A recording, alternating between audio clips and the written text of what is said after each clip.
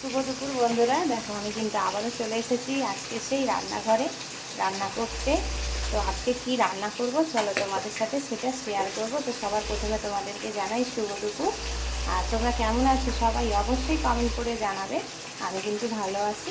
আর তোমরা আজকে দুপুরে কে কী রান্না করছো না করছো সেটা কিন্তু কমেন্টে জানিয়ে যেও। আর চলো আমি তাহলে কি রান্না করছি তোমাদের সাথে সেটা শেয়ার করি, তোমরা দেখো। এই দেখো এখানে কিন্তু কড়াই মাছ ভাজা হচ্ছে। এটা কিন্তু কাতলা মাছ। দেখো এখানে মাছ ভাজা হচ্ছে। আর এই দেখো এই মাছটা আমি কালকে বলেছিলাম না তোমাদেরকে রেখে দেবো, রেখে দিয়েছি। এটা চিংড়ি মানে এর সাথে দেখো তেঁতুল ভিজিয়েছি, দেখেছো? তেঁতুল দিয়ে এটা টক করবো কিন্তু বন্ধুরা। চিংড়ি মাছটা দিয়ে কী করবো বলো তো? চিংড়ি মাছটা দিয়ে এই দেখো পটল কেটে রেখেছি, আর এখানে আলু কেটে রেখেছি। আলু পটলের তরকারি করবো চিংড়ি মাছ দিয়ে। তো আজকে দুপুরে এটাই রান্না করব, আলু পটলের তরকারি চিংড়ি মাছ দিয়ে। আর তার সাথে কাতলা মাছের ঝাল করব আর মাছের টক করব। তো তোমরা আজকে কী রান্না করছো বন্ধুরা অবশ্যই কমেন্ট করে জানিও। আর দেখো আমার মাছগুলো কিন্তু ভাজা হয়েই গেল। তো আজকেও আবার মেঘ করেছে, জানো তো? মেঘ করে তো বৃষ্টি পড়ছে।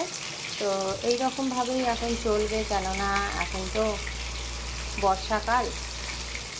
আর বর্ষাকাল মানেই বৃষ্টি, কখনো রোদ কখনো বৃষ্টি, এইরকমভাবেই। তো চলো বন্ধুরা আমার ভিডিওটা তোমরা দেখতে থাকো। আর এইখানে দেখো আমার কিন্তু ভাত বসানো আছে, ভাত হচ্ছে।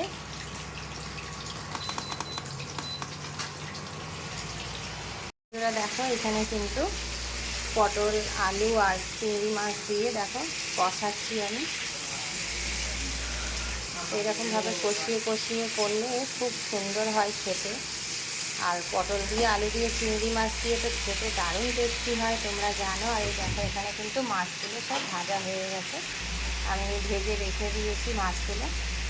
তো ভাবলাম চলো আগে আলু পটলের তরকারিটাই করে নিই, তারপরে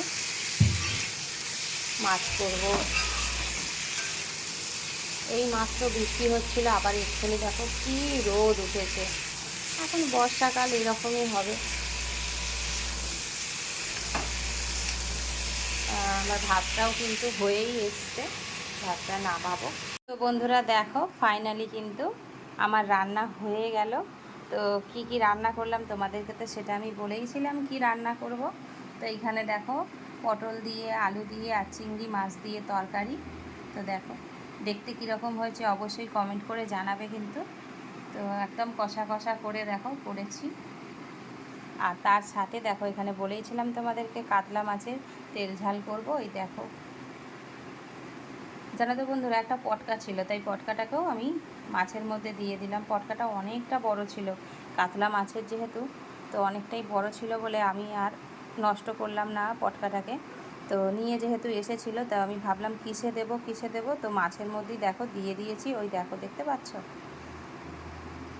মাছটাও দেখতে কীরকম হয়েছে অবশ্যই কমেন্ট করে জানিও। আর এই দেখো করেছি এইখানে কালকে যে তোমাদের দাদাভাই মাছটা নিয়ে এসেছিলো সেই মাছের কটা রেখে দিয়েছিলাম আজকে একটু টক করব বলে। এই দেখো একদম পাকা তেঁতুল দিয়ে টক করেছি। তো তোমরা এরকম টক কারা কারা খাও অবশ্যই কমেন্ট করে জানিও বন্ধুরা। আমরা কিন্তু প্রায় সময়ই এরকম মাছ দিয়ে টক কিংবা মসুর ডালের বড়ার টক এরকম আমরা কিন্তু খেয়ে থাকি। তোমরা আমার ভিডিওতে দেখো অবশ্যই, তো ভীষণ ভালো লাগে।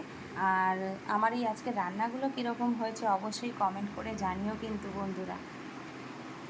আর যদি ভিডিওটা তোমাদের ভালো লাগে তাহলে অবশ্যই একটা লাইক কমেন্ট করে দিও।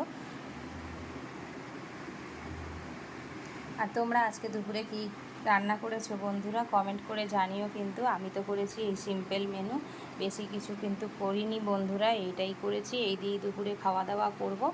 তো চলো বন্ধুরা আমার ভিডিওটা তোমরা দেখো অবশ্যই, লাইক কমেন্ট করো। তো আজকের মতন এখানেই ভিডিওটা রাখছি। চলো টাটা, ভালো থেকো সুস্থ থেকো, আবারও দেখা হবে নেক্সট ভিডিওতে।